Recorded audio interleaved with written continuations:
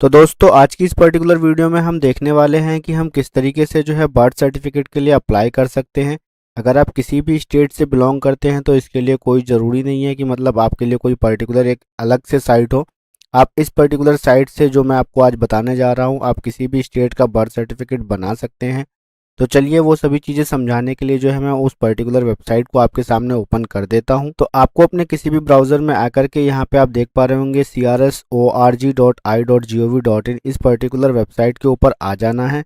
इस वेबसाइट का लिंक जो है मैं आपको अपने डिस्क्रिप्शन बॉक्स में भी दे दूंगा। यहाँ पर आने के बाद में आप सिंपली यहाँ पे देख पा रहे होंगे जनरल पब्लिक साइन अप, इसके ऊपर आपको क्लिक करना है।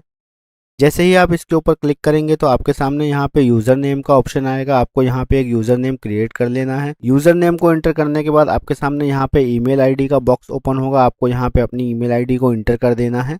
तो मैं यहाँ पर उस ईमेल आईडी को भी इंटर कर देता हूँ। ईमेल आईडी डालने के बाद आपके सामने यहाँ पे मोबाइल नंबर का ऑप्शन होगा। इस पर्टिकुलर मोबाइल नंबर वाले कॉलम में आपको अपना मोबाइल नंबर इंटर कर देना है। तो मैं यहाँ पर अपना मोबाइल नंबर को इंटर कर देता हूँ। मोबाइल नंबर इंटर करने के बाद में आपको यहाँ पे date of occurrence of event यानी कि बच्चा जो है वो किस दिन पैदा हुआ है, आपको यहाँ पे सिंपली वो डेट सेलेक्ट करनी है। तो डेट ऑफ बर्थ सेलेक्ट करने के बाद सिंपली आपको जो है place of occurrence of birth यहाँ पे जो है यहाँ पे अपना स्टेट सेलेक्ट करना है, जिस पर्टिकुलर स्टेट के लिए जो है आप अपना बर्थ सर्टिफिकेट को बनाना चाहते हैं। तो स्टेट सेलेक्ट करने के बाद आपको यहाँ पे डिस्ट्रिक्ट सेलेक्ट करना है।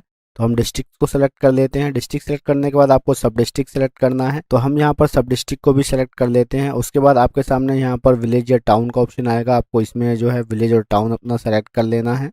तो विलेज टाउन हम सेलेक्ट करने के बाद में लास्ट ऑप्शन आपके पास है रजिस्ट्रेशन यूनिट। तो आपको यहाँ रजिस्ट्रेशन यूनिट में दो यूनिट शो होंगे। आपको सिंपली जो है सब हेल्थ सेंटर जो है आपका विलेज टाउन का वही सेलेक्ट रहने देना है। और उसके बाद सिंपली आपको जो कैप्चा शो हो रहा है आपको उस कैप्चा को इंटर कर लेना है। कैप्चा को इंटर करने के बाद आपको सिंपली जो है रजिस्ट्रेशन के ऊपर में रजिस्टर वाले ऑप्शन पे क्लिक कर देना है। जैसे ही आप रजिस्टर वाले ऑप्शन पे क्लिक करेंगे आप यहाँ देख पा रहे होंगे thank you for registering, please check your email to activate your user ID. तो जो है हमारा ईमेल आईडी पे जो है हमें एक एक्टिवेशन लिंक भेजा गया है। हम उस पर्टिकुलर ईमेल आईडी को ओपन करके अपनी ईमेल आईडी को एक्टिवेट कर लेते हैं।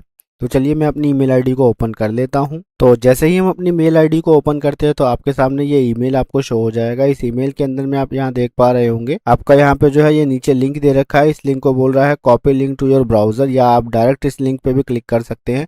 तो मैं इस पर्टिकुलर लिंक को कॉपी कर लेता हूँ और अपने जो है दूसरे ब्राउज़र में इसको जो है ओपन करता हूँ। तो जैसे ही आप उस लिंक को जो है अपने ब्राउज़र में पेस्ट करके इंटर मारेंगे तो यहाँ आपके सामने जो है यूज़र लॉगिन का पेज खुल जाएगा। यहाँ पे आपको यूज़र आईडी डालनी है, जो कि यूज़र आईडी आपको वहाँ पर दी गई होगी। आप यहाँ देख पा रहे होंगे आपको यूज़र आईडी यहाँ पे दी हुई है। और इसके बाद जो है आपको यहाँ पे आपका पासवर्ड डालना है। यूज़र आईडी और पासवर्ड डालने के बाद आप सिंपली यहाँ पर जो है कैप्चा जो आपको शो हो रहा है इस कैप्चा को आपको इंटर कर लेना है। और कैप्चा इंटर करने के बाद सिंपली आपको सबमिट वाले ऑप्शन पे क्लिक करना है। जैसे ही आप सबमिट वाले ऑप्शन पे क्लिक करते हैं आप यहाँ देख पा रहे होंगे यूज़र पासवर्ड अपडेटेड सक्सेसफुली। तो अब सिंपली आपको यहाँ पे वही यूज़र आईडी को इंटर कर देना है। यूज़र आईडी इंटर करने के बाद आपको आपका पासवर्ड इंटर करना है।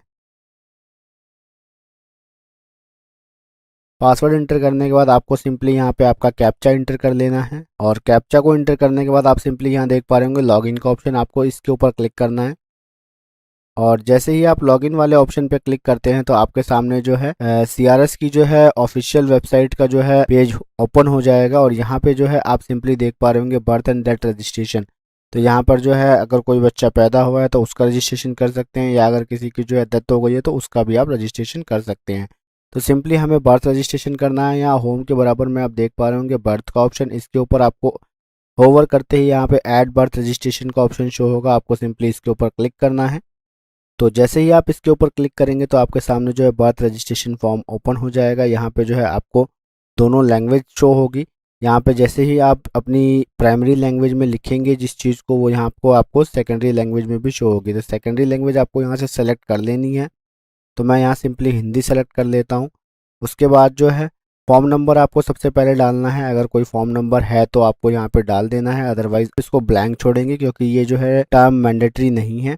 उसके बाद रिपोर्टिंग डेट हमारी ऑलरेडी सेलेक्टेड है। हम स्क्रॉल करके जो है नीचे आएंगे और यहाँ से अब हमसे डेट ऑफ बर्थ के लिए पूछ रहा है। सिंपली हम यहाँ से डेट ऑफ बर्थ सेलेक्ट कर लेंगे। डेट ऑफ बर्थ सेलेक्ट करने के बाद आप सिंपली यहाँ से सेकंड ऑप्शन जेंडर का आपको शो हो रहा है, यहाँ से आप जेंडर को सेलेक्ट कर लेंगे। एंड उसके बाद आपसे यहाँ पे फर्स्ट नेम पूछा जा रहा है, मिडिल नेम पूछा जा रहा है और लास्ट नेम पूछा जा रहा है। तो ज़्यादातर केसों में जो है बच्चों का नाम जो है पेरेंट्स बहुत जल्दी नहीं रखते हैं।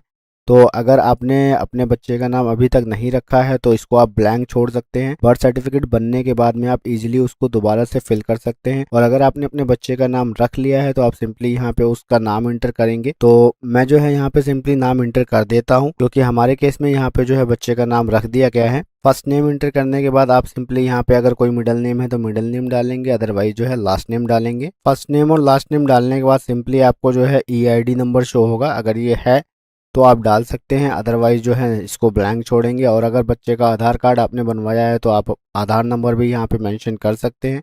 अदरवाइज आप स्क्रॉल करके नीचे आएंगे, यहाँ पे प्लेस ऑफ बर्थ का ऑप्शन आपको शो हो रहा होगा, आपको प्लेस ऑफ बर्थ को मेंशन करना है। तो मैं सिंपली प्लेस ऑफ बर्थ वाले ऑप्शन पे सेलेक्ट करता हूँ और यहाँ से चुनता हूँ। यहाँ पे हम सिंपली हाउस चुन लेते हैं। उसके बाद जो है यहाँ पे आपको एड्रेस अपना फिल करना है, जिस एड्रेस पे जो है बच्चे का जन्म हुआ है। तो प्लेस ऑफ बर्थ में सिंपली हाउस सेलेक्ट करने के बाद आपको नेक्स्ट ऑप्शन यहाँ पे दिखेगा बिल्डिंग नेम एंड नंबर का। तो आप यहाँ पे अपना बिल्डिंग नेम और नंबर डाल देंगे इफ़ अगर कोई है तो। उसके बाद आपको यहाँ पे हाउस नंबर मेंशन करना है, आप यहाँ सिंपली हाउस नंबर डाल देंगे। उसके बाद आपकी अगर कोई स्ट्रीट है तो वो आप यहाँ पे मेंशन कर देंगे। उसके बाद जो है सिंपली आपको यहाँ पे लोकेलिटी या पोस्ट ऑफिस दिख रहा होगा, तो हम यहाँ पोस्ट ऑफिस ऑलरेडी मेंशन कर चुके हैं। हमारा स्टेट और जो है डिस्ट्रिक्ट ऑलरेडी सेलेक्टेड रहेगा, सब डिस्ट्रिक्ट भी हमारा ऑलरेडी सेलेक्टेड है। उसके बाद आपको जो है विलेज आपका सेलेक्ट करना है, तो हमने अपना विलेज यहाँ पे मेंशन कर दिया है। उसके बाद आपको पिन कोड वाले एरिया में आपका पिन कोड डालना है। और इसके बाद जो है आप सिंपली अपने फॉर्म में नेक्स्ट ऑप्शन देखेंगे फादर्स इन्फॉर्मेशन। तो बच्चे की पिता की इन्फॉर्मेशन आपको यहाँ पे फिल करनी है। तो बच्चे के फादर का नाम हम यहाँ पे मेंशन कर देते हैं। यहाँ पे हम फर्स्ट नेम डालेंगे। उसके बाद अगर कोई मिडिल नेम है तो मिडिल नेम डालना है, अदरवाइज आप लास्ट नेम डालेंगे। और फर्स्ट नेम और लास्ट नेम डालने के बाद सिंपली आप यहाँ पे देख पा रहे होंगे आधार नंबर, यहाँ पे जो है बच्चे के फादर का आधार नंबर आप इंटर कर देंगे। तो फॉर एग्जांपल मैं यहाँ पे एग्जांपल आधार नंबर डाल देता हूँ। तो जो भी आधार नंबर हो आप आपका अपना वहाँ पे मेंशन कर सकते हैं। उसके बाद यहाँ पे कोई भी आप ईमेल आईडी हो जो उसके फादर की हो तो वो आप यहाँ पे इंटर कर सकते हैं। तो मैं यहाँ पर जो है ईमेल आईडी इंटर कर देता हूँ। ईमेल आईडी डालने के बाद आपको यहाँ पे सिंपली मोबाइल नंबर डालना है, तो आप यहाँ पे अपना मोबाइल नंबर डाल देंगे। मोबाइल नंबर इंटर करने के बाद सिंपली आपको नेक्स्ट ऑप्शन जो शो होगा वो मदर्स की इन्फॉर्मेशन है, आप सिंपली यहाँ पे मदर की इन्फॉर्मेशन इंटर करेंगे। तो मदर का आप फर्स्ट नेम डालेंगे, यहाँ पे मैंने फर्स्ट नेम डाल दिया है। उसके बाद सिंपली जो है यहाँ पे मिडिल नेम है तो मिडिल नेम डालना है, अदरवाइज आप जो है लास्ट नेम डालेंगे। तो हमने फर्स्ट नेम और लास्ट नेम इंटर कर दिया है। उसके बाद आपको यहाँ पे मदर का आधार नंबर इंटर कर देना है, तो सिंपली हम आधार नंबर डाल देंगे। आधार नंबर डालने के बाद आपको यहाँ पे ईमेल आईडी डालनी है, तो आप यहाँ पे जो है ईमेल आईडी इंटर कर देंगे।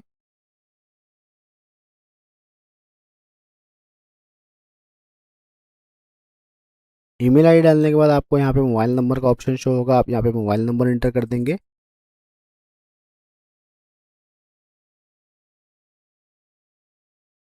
उसके बाद जो है एड्रेस ऑफ पेरेंट्स का जो है यहाँ पे ऑप्शन शो हो रहा होगा आपको, यहाँ पे आप जो है उनके पेरेंट्स का एड्रेस फिल कर देंगे। और ये एड्रेस आपको उस टाइम का डालना है जब जो है बच्चे का जन्म हुआ हो, तो वो बच्चा उस वक्त कहाँ था, तो वो एड्रेस आपको डालना है।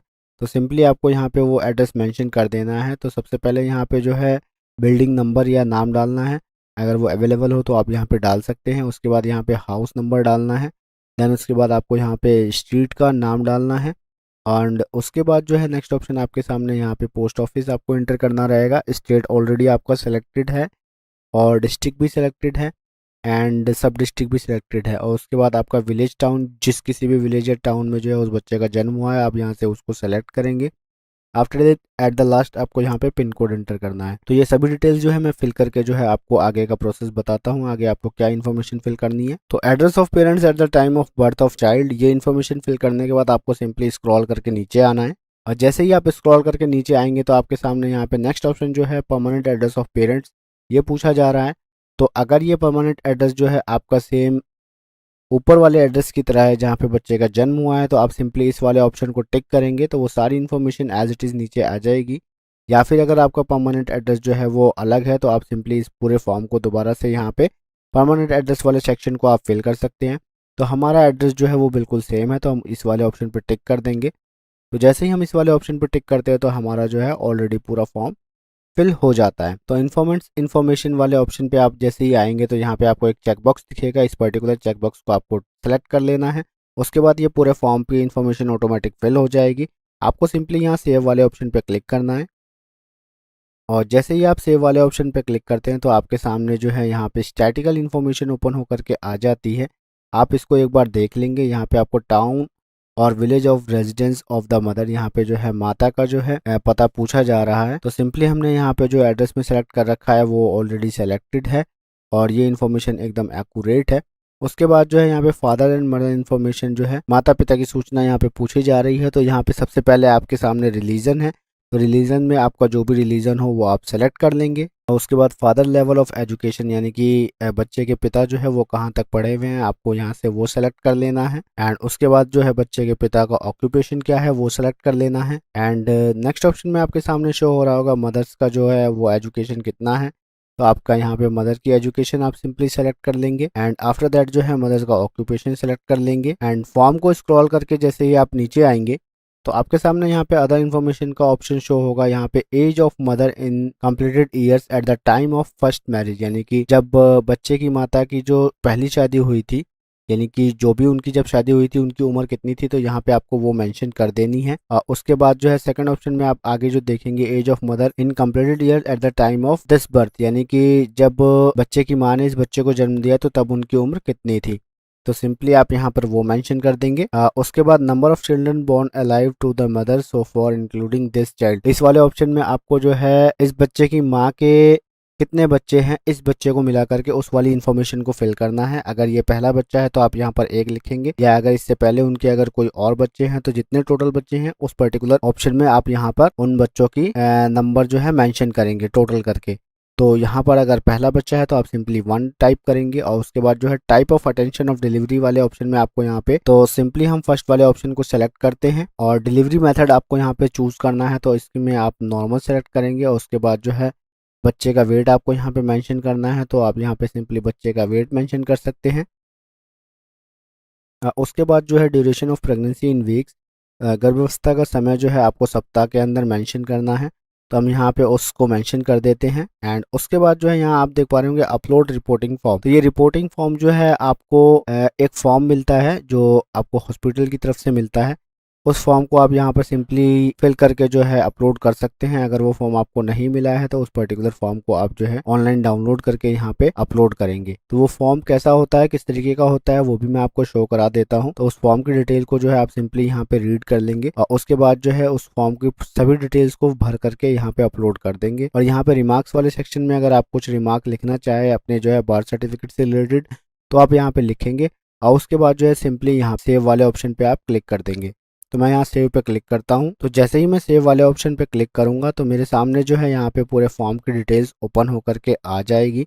मैं एक बार इसको नीचे करके चेक कर लूँगा और सभी इन्फॉर्मेशन चेक करने के बाद में सिंपली जो है मैं यहाँ पे सबमिट वाले ऑप्शन पे क्लिक करके जो है अपने फॉर्म को सबमिट कर दूंगा। तो जैसे ही मैं इस फॉर्म को सबमिट करता हूँ तो मेरे सामने ये बर्थ रिपोर्ट ओपन होकर के आ जाएगी। इस बर्थ रिपोर्ट को आप एक बार अच्छी तरीके से चेक कर लेंगे। और यहाँ आप देख पा रहे होंगे बर्थ रिपोर्ट के लास्ट में आपको यहाँ पे एक नोट दिया गया है, please forward print out of this reporting form duly signed along with supporting documents to the registrar. यहाँ पे उस पर्टिकुलर एरिया का नाम लिखा गया है जहाँ पे हमें इस फॉर्म को सबमिट करना है, या आप जो है जहाँ से आप अपना बर्थ सर्टिफिकेट कलेक्ट कर पाएंगे। बेसिकली जो है सारी फॉर्म की डिटेल्स को वेरीफाई करने के बाद आसानी से जो है ऑनलाइन हमें सर्टिफिकेट जनरेट हो जाता है। और आपको यहाँ पे जो रेफरेंस नंबर दे रखा है इस रेफरेंस नंबर से आप अपने सर्टिफिकेट को डाउनलोड कर पाएंगे। अगर फिर भी जो है किसी केस में आपका सर्टिफिकेट जो है डाउनलोड नहीं होता है, आप इस पर्टिकुलर एड्रेस पे जाकर के जो है अपने बर्थ सर्टिफिकेट के डॉक्यूमेंट्स को सबमिट कर सकते हैं और जो है अपना बर्थ सर्टिफिकेट वहां से ले सकते हैं। तो फ्रेंड्स आज की इस पर्टिकुलर वीडियो में इतना ही। आई होप आपको वीडियो अच्छी लगी होगी और आपने तमाम मेथड को समझ लिया होगा कि किस तरीके से आप जो है एक फ्रेश बर्थ सर्टिफिकेट के लिए अप्लाई कर सकते हैं, चाहे वो किसी भी स्टेट का हो। लेकिन इस बर्थ सर्टिफिकेट में जो है एक कंडीशन है कि अगर आपका जो है बच्चा वो 21 दिन से कम का है तो ही आप इस बर्थ सर्टिफिकेट के लिए अप्लाई कर सकते हैं, अदरवाइज जो है इस पे आपका रजिस्ट्रेशन भी नहीं होगा। तो अगर आपको जानना है कि किस तरीके से जो है आप उन लोगों का सर्टिफिकेट बना सकते हैं जिनकी उम्र जो है 21 दिन से ज़्यादा की है, आप मेरे को कमेंट सेक्शन में कमेंट करके बताइएगा, तो मैं उस पर्टिकुलर टॉपिक के ऊपर भी वीडियो लेकर के आ जाऊंगा। तो आज की इस पर्टिकुलर वीडियो में इतना ही। आपको वीडियो अच्छी लगी हो तो प्लीज़ मेरी वीडियो को लाइक कीजिएगा और मेरे चैनल को सब्सक्राइब कीजिएगा। Thanks for watching.